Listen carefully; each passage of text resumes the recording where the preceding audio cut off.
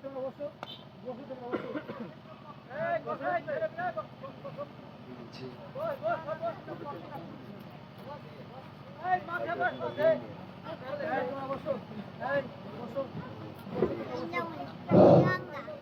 হোক,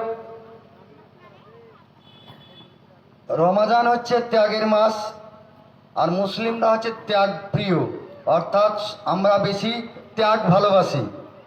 দেখবেন পৃথিবীতে যতগুলো ধর্ম আছে তার থেকে ইসলাম ধর্মের মানুষ বেশি দান করে। দেখবেন আপনি রাস্তাঘাটে, ট্রেনে, বাসে, যেখানেই যাবেন, দেখবেন কোনো মুসলমান ভাইয়ের কাছে যদি কেউ হাত পাতে, সে আর 2 টাকা 1 টাকা দেয় না, 5 টাকা 10 টাকা দিয়ে দেয়। অথচ অন্য ধর্মের মানুষ যারা আছে দেখবেন তারা কিন্তু দান করতে চাই না। অর্থাৎ আমরা ত্যাগের ধর্ম, আমাদের ধর্মটাই ত্যাগ। সমস্ত কিছু ত্যাগ করে আল্লাহ সুবহানাহু ওয়া তাআলার অর্ডারকে মেনে নেওয়ার নামই হচ্ছে ইসলাম। তাহলে আমরা যারা এখনো ঘোরাঘুরি করছি, কি কারণে তাহলে আমরা মাহফিলটা দিয়েছি? না দিলেও হতো। যদি আপনারা শুনবেন না, তাহলে আপনারা কি করতে দিয়েছেন? লোককে শোনাবেন? তাহলে লোক জান্নাত যাক, আপনারা জাহান্নাম যাবেন নাকি? হ্যাঁ, যিনারা এখনো ঘোরাঘুরি করছেন প্যান্ডেলে এসে বসুন। যাই হোক, আমি আলোচনা করছিলাম সিয়াম সম্পর্কে। আমরা যারা শুধু রমজান মাসে মসজিদে আসি, রমজান মাসে যারা আমরা শুধু মসজিদে আসি এবং সালাত আদায় করি এবং রমজান মাসের সিয়াম পালন করি, এটা আমাদের কিন্তু অন্তর থেকে নয়। যে ব্যক্তি অন্তর থেকে যে কোনো কাজ করবে, সেই কাজটা তার বাহ্যিক প্রতিফলন হবে, তাই তো?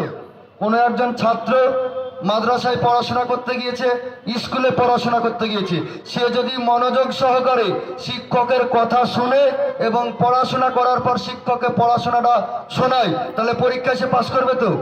অবশ্যই পাস করবে। যে সে যদি ভক্তি সহকারে করে তবেই সে পাস করবে। আর যদি বলে পাপের কাজে মাঠে যেতে হবে, তাই স্কুলে যাচ্ছি, পরীক্ষার রেজাল্ট ফেল নিয়ে বাড়ি চলে আসবে, কোনো সন্দেহ নাই তাতে। আর ফেল করেও অনেকে, পড়াশোনা করে না তারাই ফেল করে। তো আমরা যারা শুধু রমজান মাসের সিয়াম পালন করি, মনে দুঃখ নেবেন না, এটা লোক দেখানো ইবাদত, এটা লোক দেখানো ইবাদত। অর্থাৎ যে আল্লাহ সুবহানাহু ওয়া তাআলার ভয়ে রমজান মাসে এসে আমরা কিয়ামুল লাইল পালন করি, শবে কদর পালন করি, রমজান মাসের সিয়াম পালন করি, সালাত আদায় করি, রমজান মাস পার হয়ে যায়, সালাত ছেড়ে দিই, মিথ্যা কথা ধরি, সুদ খাওয়া ধরি, ঘুষ খাওয়া ধরি, স্ত্রীর উপরে অত্যাচার করা ধরি, সমস্ত অন্যায় কাজের আমরা আশ্রয় নিই, তাহলে কি রমজান মাসে আমরা অন্তরের অন্তরস্থল থেকে আল্লাহ সুবহানাহু ওয়া তাআলার নিয়ম কানুনগুলোকে পালন করেছিলাম? না, কখনোই না। যদি আপনি পালন করেন, তাহলে ওই পাস করা ছাত্রের মতো আপনার নিজের মধ্যে একটা পরিবর্তন আসবে, একটা পরিবর্তন, যে পরিবর্তনটা আপনাকে বুঝিয়ে দিবে, মানুষ বুঝতে পারবে এই লোকটি এক মাস সিয়াম পালন করেছে। সিয়াম পালন করার পর তার অনেকটা পরিবর্তন এসেছে, তার মনের মধ্যে অনেকটা চেঞ্জ এসেছে, তার কথাবার্তা নম্র হয়েছে, তার ব্যবহারটা অতি সুন্দর হয়েছে। যদি সে অরিজিনাল ভাবে সিয়াম পালন করে থাকে, অরিজিনাল ভাবে আল্লাহ সুবহানাহু ওয়া তাআলাকে সিজদা করে থাকে, অরিজিনাল ভাবে কিয়ামুল লাইল পালন করে থাকে। ভাই সকল, আমরা যারা শুধু রমজান মাসে মসজিদে আসছি, এটা ইসলামের কোনো নিয়মের মধ্যে পড়ে না, ইসলামের কোনো হাদিস কোরআন কৃষ্টি কালচারের মধ্যে পড়ে না। আমরা যারা রমজান মাসে আসছি, আরো বাকি 11 মাস জানে আল্লাহ সুবহানাহু ওয়া তাআলা আমাদেরকে মসজিদে এসে সালাত আদায় করার এবং সৎ পথে চলার তৌফিক দান করুন। সকলে বলুন আমিন। যাই হোক, এই রমজান মাস এমন একটা গুরুত্বপূর্ণ মাস, পৃথিবীতে প্রত্যেকটা জিনিসের একটা সম্মান আছে। এখানে সভাপতি বসবে, সভাপতির একটা সম্মান আলাদা। এখানে শ্রোতা বসবেন, শ্রোতার সম্মান আলাদা। এখানে বক্তা বসবেন, বক্তার সম্মান আলাদা। একজন বিডিওর সম্মান আলাদা। আল্লাহ সুবহানাহু ওয়া তাআলা বলছেন, সিয়াম এমন একটা গুরুত্বপূর্ণ পাওয়ারফুল ইবাদত, পৃথিবীতে আমার কাছে আসার জন্য, আমার নৈকট্য হাসিল করার জন্য পৃথিবীতে পাওয়ারফুল ইবাদত আর রমজানের সমতুল্য, সিয়ামের সমতুল্য পৃথিবীতে আমি আর কোনো ইবাদতই দিইনি মানুষকে, যে ইবাদতটা করলে আমার কাছাকাছি আসতে পারবে, আমার রহমত পাবে এবং আমার নৈকট্য হাসিল করবে, সেই ইবাদতটার নাম হচ্ছে সিয়াম। আর আমরা বড় ভাগ্যবান, আল্লাহ সুবহানাহু ওয়া তাআলা আমাদেরকে বহরমপুর মেডিকেল কলেজে রাখেননি, আল্লাহ সুবহানাহু ওয়া তাআলা আমাদেরকে লালবাগ হসপিটালে রাখেননি, আল্লাহ সুবহানাহু ওয়া তাআলা আমাদেরকে বাড়িতে পীড়িত অবস্থায় রাখেননি, আমাদেরকে রেখেছেন সুস্থ তরতাজা এবং সিয়াম পালন করার অধিকার আমাদেরকে দিয়েছেন। তাই আমরা আরেকবার বলি আলহামদুলিল্লাহ। এই সিয়াম এতটা গুরুত্বপূর্ণ জিনিস। আর আল্লাহ রাসূল সাল্লাল্লাহু আলাইহি সাল্লাম বলছেন, কাল কিয়ামতের দিন, আবু হুরায়রা হাদিসটি বর্ণনা করছেন, কাল কিয়ামতের দিন সালাত আদায়কারীকে সালাতের দরজা থেকে ডাকা হবে, ও বিশ্বের বুকে সালাত আদায়কারী, তুমি এদিকে এসো, এদিকে এসো, আমার দরজা দিয়ে তুমি জান্নাতে প্রবেশ করো। ও শহীদের তামান্না পানকারী, তুমি এই শহীদের দরজা দিয়ে এসে এই জান্নাতে প্রবেশ করো। ও সাদকাকারী, তুমি সাদকার দরজা দিয়ে এসে জান্নাতে প্রবেশ করো। ও রমাজান মাসের সিয়াম পালনকারী, তুমি রমাজানের এই সিয়ামের দরজা দিয়ে রাইয়ান, বাবুর রাইয়ান, এই রাইয়ানের দরজা দিয়ে তুমি কি করো? প্রবেশ করো। এই কাল কিয়ামতের দিন একটা উচ্চ আসন দেবে আল্লাহ সুবহানাহু ওয়া তাআলা উম্মতে মুহাম্মদের জন্য, যেটা বাবুর রাইয়ান, অর্থাৎ রাইয়ান নামক দরজা। সেই দরজা দিয়ে যখন সিয়াম পালনকারী প্রবেশ করে যাবে, তখন সেই দরজাকে ক্লোজ করে দেওয়া হবে, বন্ধ করে দেওয়া হবে। আবু বকর সিদ্দিক রাদিয়াল্লাহু তাআলা আনহু আল্লাহর রাসূলকে জিজ্ঞাসা করছেন, ইয়া রাসূলুল্লাহ, ইয়া হাবিবাল্লাহ, যে কোন দরজা দিয়ে যেরকম ভাবে আমরা পাস করে জান্নাতে গেলেই তো আমাদের যথেষ্ট, তাই তো? আমরা যেরকম ভাবেই হোক জান্নাতে ঢুকতে পারলেই তো আমরা পরিত্রাণ পেয়ে গেলাম। তখন আল্লাহ রাসূল সাল্লাল্লাহু আলাইহি সাল্লাম বলছেন যে এমন কিছু লোক থাকবে, তাকে সিয়ামের দরজা থেকেও ডাকা হবে, তাকে সাদকার দরজা থেকে ডাকা হবে, তাকে দানের দরজা থেকে ডাকা হবে, তাকে শহীদের দরজা থেকে ডাকা হবে, তাকে সাদিকের দরজা থেকে ডাকা হবে, সত্যবাদীর দরজা থেকে ডাকা হবে। এবং এমন কিছু লোক থাকবে, তাকে সমস্ত দরজা থেকেই ডাকা হবে। আবু বকর সিদ্দিক রাদিয়াল্লাহু তাআলা আনহুকে আল্লাহ রাসূল সাল্লাল্লাহু আলাইহি সাল্লাম অভয় বাণী দিলেন, হে আবু বকর, আমি আশা করি, আমি মনে করি সেই ব্যক্তিদের মধ্যে তুমি একজন। বলুন সুবহানাল্লাহ। আবু বকর সিদ্দিক রাদিয়াল্লাহু তাআলা আনহু কত সম্মানের অধিকারী ছিলেন। এই সিয়াম এমন একটা পাওয়ারফুল ইবাদত, এই ইবাদতের মাধ্যমে আল্লাহকে যতটা সন্তুষ্ট করা যায়, এই ইবাদতের মাধ্যমে আল্লাহর কাছে যতটা নৈকট্য হাসিল করা যায়, পৃথিবীতে আর এই ইবাদতের সমতুল্য আর কোনো ইবাদত নেই। তাহলে ভাই, এটা যদি আল্লাহ রাসূল সাল্লাল্লাহু আলাইহি সাল্লামের কথা হয়, আল্লাহ সুবহানাহু ওয়া তাআলার কথা হয়, তাহলে বলুন তো, যারা আজকে এই রমজান মাসেও দিনের বেলায় পানাহার করছেন, অর্থাৎ সিয়াম রাখেননি, তাদের মতো হতভাগা আমার মনে হয় না পৃথিবীতে আর কেউ আছে। আজকে আমি দেখলাম একজন গোরাইপুরের, আমার গ্রামের মানুষ, গোরাইপুরের মানুষ, এই লালবাগ থেকে আমি আসছি, বেলা 12:30টার সময়তে একজন দেখছি রাস্তার ধারে বসে খাবার খাচ্ছে। মনে আমার এতটা আঘাত লাগলো, ও মুসলমান, তোমাকে দেখে হযরত মুহাম্মদ সাল্লাল্লাহু আলাইহি সাল্লামের জামানায় ইহুদিরা তোমাদেরকে দেখে লজ্জা পেয়েছে। তোমাদের ব্যবহারে এতটা উন্নত ছিল, তোমাদের কথার এতটা দাম ছিল, তোমাদের চরিত্রের এতটা দাম ছিল, তোমাদের রাসূলকে মানার এতটা পাওয়ারফুল ঈমান ছিল। সেই ঈমানদার আমরা, সেই হযরত মুহাম্মদ রাসূলুল্লাহ সাল্লাল্লাহু আলাইহি সাল্লামের উম্মত, আর আমরা দিনের বেলায় বসে এখন খাচ্ছি। এই লজ্জার কাকে বলবো যে মুসলমান ঘরের ঈমানদার, তার আবার যদি জানাজা না পড়ায় মৌলভীকে বলে, মৌলভী সাহেব আপনার লাগেজ গুটান কেন? আমার ছেলে মারা গিয়েছিল, জানাজা পড়েননি কেন আপনি? আপনার কি, আপনি থানার এসপি, মৌলভী সাহেবের উপর যত ক্ষমতা দেখান, আপনার ছেলে যে রমজান মাসে সালাত আদায় করলো না, আপনার ঘরে আসামি বসে আছে, তাকে মসজিদে আপনি নিয়ে আসতে পারলেন না, রমজান মাসের সিয়াম পালন করলো না, আপনার ছেলেকে আপনি আপনার ক্ষমতা দেখাতে পারলেন না, আপনার পাওয়ার দেখাতে পারলেন না। আর মৌলভী সাহেবকে পেয়েছেন তো, আর মৌলভী সাহেব তার কিছু করার নেই, বিদেশি মৌলভী সাহেব। মৌলভী সাহেবের উপর যত ক্ষমতা, তাকে তাড়িয়ে দিলেন। আপনার ছেলে যে জানাজা পড়ায়, সেই মৌলভী ডাইরেক্ট ভুল করে, যে কোনদিন সালাত আদায় করে না, শুধু ঈদুল ফিতর আর ঈদুল আজহা, তার সুন্নাত নামাজ কোনো দরকার নেই তার, যে 5 ওয়াক্ত সালাত আদায় করে না, জুম্মার সালাত আদায় করে না, রমজান মাসে মসজিদ আছে না, সিয়াম পালন করে না, সুদ দেয়, ঘুষ খায়, মারামারি করে, বাপ মাকে দেখতে পারে না, তার আবার কিসের জানাজা? কিসের জানাজা? খবরদার মৌলভী সাহেবকে চাপ করবেন না ওই ব্যক্তির জানাজা পড়ানোর জন্য। মৌলভী সাহেব ইচ্ছা করলে পড়াতেও পারে, হাদিস কোরআন যদি দেখতে যায় সে ব্যক্তির জানাজা মৌলভী সাহেব পড়াবে না, এটাই দলিল। যাই হোক, তাহলে আমরা যারা রমাজান মাসে এখনো সিয়াম পালন করছি না, আর হতভাগা কেউ আছে? আবু হুরায়রা রাদিয়াল্লাহু তাআলা আনহু বলেন, রাসূল সাল্লাল্লাহু আলাইহি সাল্লাম বলেছেন, যে ব্যক্তি রমজান মাসের সিয়াম পালন করলো তার 11 মাসের পূর্বেকার গুনাহসমূহ মাফ করে দেওয়া হয়।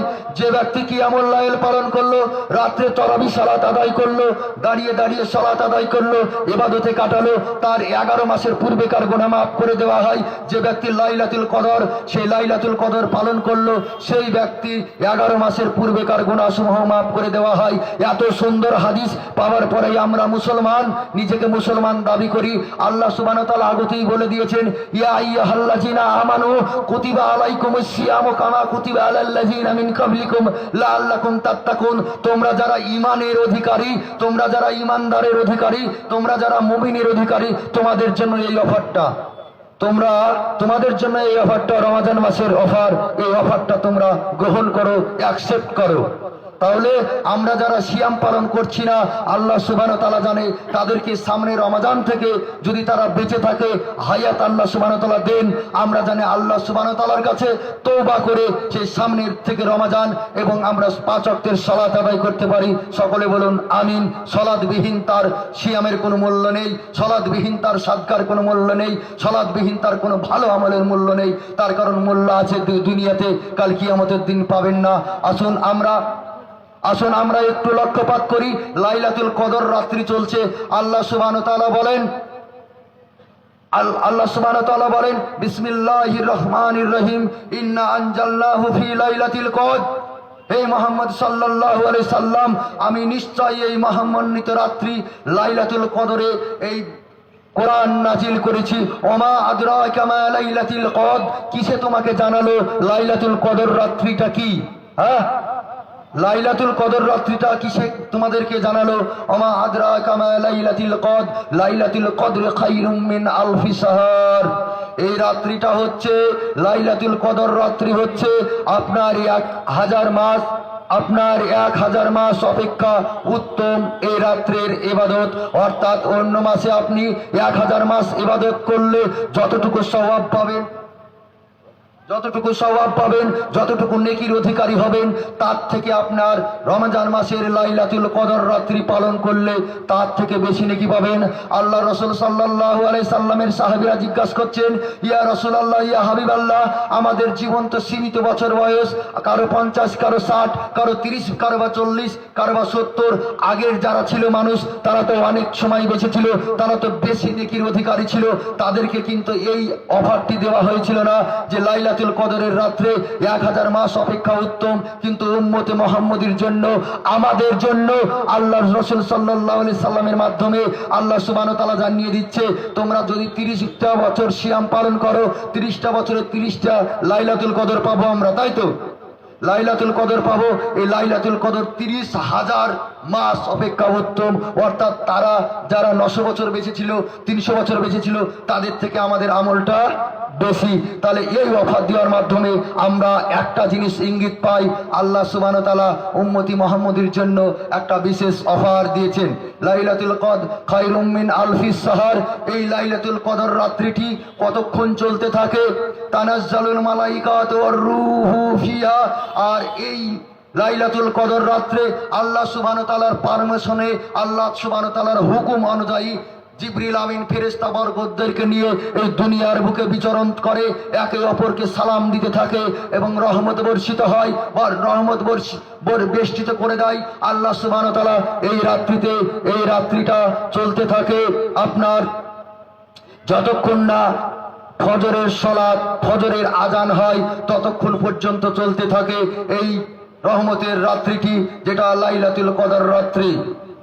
তানাজ্জালুল মালাইকাতু ওয়ার রূহু ফিহা বিইজনি রাব্বিহিম মিন কুল্লি আমর সালামুন হিয়া হাত্তা মাতলাইল ফজর। অর্থাৎ ফজরের টাইম পর্যন্ত। উক্ত আয়াত থেকে আমরা বুঝতে পারলাম লাইলাতুল কদরের কতটা গুরুত্ব, লাইলাতুল কদরের কতটা মাহাত্ম্য, লাইলাতুল কদরে কতটা গুনাহ মাফ হয়। আর আল্লাহ রাসূল সাল্লাল্লাহু আলাইহি সাল্লাম বলছেন এই রমজান মাসে অনেক মানুষকে আল্লাহ সুবহানাহু ওয়া তাআলা কি করে, জাহান্নাম থেকে মুক্তি দিয়ে তাকে জান্নাতে প্রবেশ করান।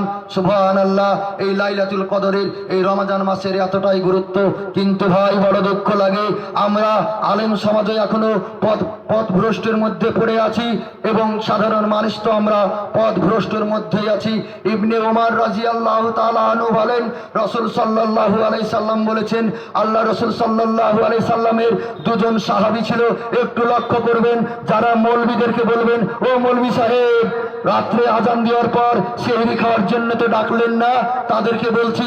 আর এক শ্রেণীর আলেম আছেন, তারা কি করে, তাদের দলবল বেশি রাখার জন্য, তাদের দিকে লোক বেশি রাখার জন্য কি করে, আপনার যেটা হাদিসে নাই সেটা চালু করে। ভালো করে শুনে রাখুন, হাদিস হচ্ছে রিয়াজুস সালেহিন 139 নম্বর হাদিস। ইবনে ওমর রাদিয়াল্লাহু তাআলা আনহু হাদিসটি বর্ণনা করছেন। আল্লাহ রাসূল সাল্লাল্লাহু আলাইহি সাল্লামের দুজন সাহাবী ছিলেন। কি মুয়াজ্জিন কে বলুন তো? একজনকে সবাই জানি, কে? হযরতে বেলাল রাদিয়াল্লাহু তাআলা আনহু। আল্লাহ রাসূল সাল্লাল্লাহু আলাইহি সাল্লাম বলছেন, ও দেশের ও সাহাবী বর্গ, তোমরা শোনো শোনো শোনো শোনো, যখন তোমাদের মাঝে বেলাল রাদিয়াল্লাহু তাআলা আনহু রাত্রে আযান দেবে, তখন তোমরা কি করো, তোমরা ঘুম থেকে উঠে পড়ো। তখনই তোমাদের সেহরি খাওয়ার টাইম, তখনই তোমাদের সেহরি রান্না করার টাইম, তখন থেকেই তোমাদের সেহরি খাওয়া শুরু হয়ে যাবে। অর্থাৎ আপনার মসজিদের ইমাম সাহেব হাই আলাস সালাহ হাই আলাল ফালাহ বলে যখন আযান দেয়, তখন আপনি দেখবেন যে আপনার ওটাই সেহরি খাওয়ার টাইম, আর ওটাই আপনার রান্না করার টাইম। তাহলে যখন মাইকে আজান দিবে তখন মা বোনেদেরকে জাগিয়ে দিচ্ছেন, আমরা এখন রান্না করছি, কিন্তু তৎকালীন সময়ে খেজুর খেয়ে কিংবা জবের ছাতু খেয়ে এরকম ভাবে রোজা থাকতো, সিয়াম থাকতো। তো ভালো করে শুনে রাখেন, যখন মুয়াজ্জিন আজান দেবে রাত্রি 1টা কিংবা 1:30টায়, মা বোনেদেরকে জাগিয়ে দিলেন, তখন আপনি কি করবেন, রান্না হয়ে গেল, তখন আপনি সেহরি খাবেন। সেহরি খাওয়ার পর যেমনকি মাইকে আজান দিবে আপনি মসজিদের দিকে ধাবিত হন। কিন্তু আমরা অনেক আলেম সমাজ এটা ভুলের মধ্যে আছি। কি করি, আজান দেওয়ার পর আবার বলি আসসালামু আলাইকুম। যিনারা এখনো চেতন পাননি, সেহরি রান্না করতে উঠেননি, তাড়াতাড়ি উঠে পড়েন, আর মাত্র 1.5 ঘন্টা সময় রয়েছে। এই আলেম হচ্ছে বেয়াদব আলেম। আপনাকে বলে রাখি, আবু হুরায়রা ইবনে ওমর রাদিয়াল্লাহু তাআলা আনহু বলছেন, রাসূল সাল্লাল্লাহু আলাইহি সাল্লামের দুজন সাহাবী ছিল। বেলাল রাদিয়াল্লাহু তাআলা আনহু যখন আজান দিবে তখন তোমরা সেহরি করো এবং তোমরা রান্না শুরু করো। তখন কি আল্লাহ রাসূলের যুগে মাইক ছিল? উনি সাহেব মাইক ছিল না। আজান কিসে দিত? উঁচু জায়গাতে উঠে আজান দেওয়া হতো। তো আল্লাহ রসুল তো 1400 বছর আগে বিদায় হজে বলে গেলেন, হে সাহাবী বর্গ শোনো শোনো শোনো, আমি কি তোমাদের মধ্যে ইসলামকে স্বয়ং সম্পূর্ণভাবে পৌঁছে দিতে পেরেছি? তোমরা সাক্ষী থাকো। আল্লাহ রসুল সাল্লাল্লাহু আলাইহি সাল্লামের লক্ষ লক্ষ সাহাবী সেদিন হাত উত্তোলন করে সাক্ষী দিয়েছিল, ইয়া রাসূলুল্লাহ, ইয়া হাবিবাল্লাহ, ইসলামকে দিন রূপে আমরা স্বয়ং সম্পূর্ণভাবে পেয়ে গেছি। আল্লাহ রসুল যদি 1450 বছর আগে ইসলামকে স্বয়ং সম্পূর্ণভাবে আমাদের মধ্যে রেখে যায়, তাহলে আপনার মৌলবী সাহেব আল্লাহ রসুল বেলালকে বলতে পারতেন না, বেলাল তুমি এক কাজ করবে, আজান দেওয়ার পর যারা চেতন পায়নি, ঘুম ভাঙেনি, তুমি একটা ঢোল নিয়ে পাড়ায় পাড়ায় যাবে, মা বোনেরা উঠে পড়ুন, আজানে যারা চেতন পাননি তারা আবার উঠে রান্না করুন। আল্লাহ রসুল বলতে পারতো না? আপনি আল্লাহ রসুলের হাদিসের মধ্যে আপনার যুক্তি ভরেন, মরেন একবার কবরে, আপনার মৌলবি কোয়া পাতা পড়ে মৌলবি হয়েছেন, আপনার আল্লাহ রসুলের হাদিসকে আপনি অমান্য করছেন। কোনো কথা বলা যাবে না। আনাস রাদিয়াল্লাহু তাআলা আনহু বলেন, সাবেত রাদিয়াল্লাহু তাআলা আনহু সূত্রে তিনি বর্ণনা করছেন, আল্লাহ রসুল সাল্লাল্লাহু আলাইহি সাল্লাম সাহারি ভক্ষণ করার ব্যাপারে আল্লাহ রসুল সাল্লাল্লাহু আলাইহি সাল্লাম সঙ্গে আমি থেকেছি, তার সঙ্গে সাহারি খেয়েছি এবং ফজরের সালাত আদায় করেছি।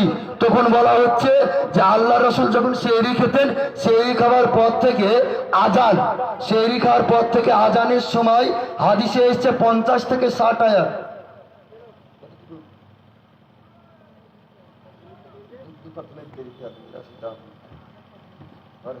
ঠিক আছে, আচ্ছা ঠিক আছে। যাই হোক, তাহলে আল্লাহ রসুল সাল্লাল্লাহু আলাইহি সাল্লাম কি সেহরি ভক্ষণ করতেন? ফজরের আজানের 50 থেকে 60 আয়াত তেলাওয়াত করার সময়। ধরে নেন আমাদের এই মোটামুটি সময়ের মধ্যে 20 মিনিট 50-60 আয়াত তেলাওয়াত করা হবে, তাই তো সাহেব? 20 মিনিটের মধ্যে। আর এই সময়ের মধ্যে আল্লাহ রাসূল সাল্লাল্লাহু আলাইহি ওয়াসাল্লাম সেহরি করতেন। আর আমরা ভাই অনেক ভুল করি। কি করি? 1 ঘন্টা আগে সেহরি ভক্ষণ করে নিই, দিয়ে লাফের তলে মানে বিছানায় ফ্যান জুড়ে ঘুমিয়ে গেলাম, দিয়া তারপরে আমরা কি হয় যে সেহরি ভক্ষণ করে ফজর সালাত আমাদের চলে গেল। চেতন পেয়ে দেখছি আরে 7:20 বেজে গেছে। আপনার ফজর সালাত কোথায়? সেহরি খাওয়ার সঙ্গে সঙ্গে এমন ভাবে সেহরি ভক্ষণ করবেন, সেহরি শেষ করে মসজিদে যাবেন। আপনার সেহরি খাওয়াটা সুন্নাত, এটার মধ্যে কল্যাণ নিহিত আছে। ইহুদি নাসারাদের মধ্যে পার্থক্য সেহরি খাওয়াতে, আল্লাহ রাসূল বলছেন। কিন্তু সেহরি খাওয়া যতটা গুরুত্বপূর্ণ, তার থেকে গুরুত্বপূর্ণ আপনার ফজর সালাত আদায় করা। ফজর সালাত আদায় করা। আল্লাহ সুবহানাহু ওয়া তাআলা যেন আমাদের সকলকে এই তৌফিক দান করে যে আমরা সেহরি খাওয়ার পর এমন ভাবে সেহরি খাবো যেন আর ঘুমিয়ে না যাই, মসজিদে সালাত আদায়ের জন্য যাই। আচ্ছা, এটা এই সেহরি খাওয়ার জন্য কোনো মানুষকে ডাকাডাকি করা যাবে না। আর উম্মে মাকতুম যখন আজান দিতেন তখন সেহরি খাওয়া বন্ধ হয়ে যেত। অনেকে বলেন যে সেহরি খাওয়া বন্ধ করে দিন, আর সেহরি খাবেন না, টাইম। আপনি মানা করার কে? আরে টাইম হয়েছে, আজান দিবেন, মানা করার কে? আল্লাহ রসুল তো বলছে কেউ যদি সেহরি খেতে খেতে আজান পড়ে যায় তার খাবারটা যেন পূর্ণ করে নেয়, আর আপনি মানা করে দিলেন। আপনি কিছু জিজ্ঞাসা করলেন না বড় আলেমদেরকে, আপনি মানা করিলেন টাইম হয়েছে আজান দেন, আপনার যা কর্তব্য তাই করেন, মানা করবেন না। আর যদি দুটো ভাত খেতে বাকি থাকে সে পূর্ণ করে নেয়, কারণ সে হয়তো চেতন পেয়েছিল না।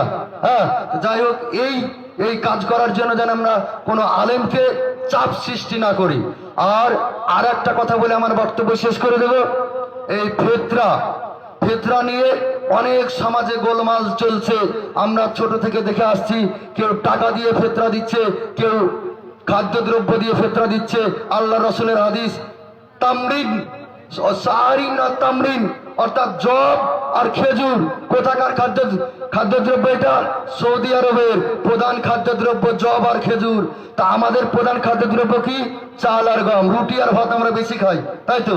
তাহলে আমাদেরকে ফিতরা দিতে হবে আপনার খাদ্যদ্রব্য দিয়ে একশা পরিমাণ। যদি আপনি মনে করেন 3 কেজি 3 কেজি দিবেন, যদি আলেমে বলে 2.5 কেজি দিবেন। তবে ভালো করে শুনে রাখবেন, টাকা দিয়ে ফিতরা আদায় করা যাবে না, এটা আল্লাহ রাসূলের বিরোধী। আপনাকে খাদ্যদ্রব্য, আপনি কন্ট্রোলের চাল খান, কন্ট্রোলের চাল দিয়ে দিবেন, বস্তার চাল খান, বস্তার চাল দিয়ে দিবেন। আপনি নিজে ধান খান, ধান ভাঙিয়ে চাল খান, সেই চাল দিয়ে দিবেন।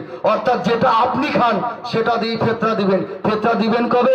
হাদিসের মধ্যে বলা হচ্ছে চাঁদ উঠবে যখন, চাঁদ ওঠার পরে আবার বলা হচ্ছে যে 2 দিন কিংবা 1 দিন আগে যদি আপনি জমা করেন, বন্টনের ব্যাপার আছে, তার জন্য আপনি 2 দিন কিংবা 1 দিন আগে। আর আল্লাহ রসুলের সুন্নতি অনুযায়ী যদি আপনি করতে চান তাহলে আপনি করতে পারেন। ওই চাঁদ উঠবে যখন, তখন ওই চাঁদের উঠার সঙ্গে সঙ্গে আপনি সর্দারের বাড়িতেও সেই চাল আপনি পৌঁছে দিয়ে আসবেন, চাল আর গম। টাকা দিয়ে কোনো যুক্তি দেখাবেন না, কারণ আল্লাহ রসুল হাদিস, আল্লাহ রসুল দিনকে 1450 বছর আগে complete code of life of মুসলমানের জন্য, বিশ্বের জন্য এই দিনকে স্বয়ং সম্পূর্ণ করে আমাদের মধ্যে রেখে গেছেন। আপনি কোনো যুক্তি ভরার চেষ্টা করিয়েন না। যুক্তি ভরার যদি চেষ্টা করেন তো বাঘ যেমন বেশি লাফালে ফান্দে পড়ে, আপনি কবরে গিয়ে কাল কিয়ামতের দিন সেই রকম ভাবে ধরা পড়বেন। যাই হোক, টাইম শেষ। রমাজান মাসের ফজিলত, রমাজান মাসের গুরুত্ব, রমাজান মাসের মাহাত্ম্য তো আর অল্প সময়ের মধ্যে বলা আমার পক্ষে সম্ভব নয়। তো যাই হোক, টাইম শেষ হয়ে গেল।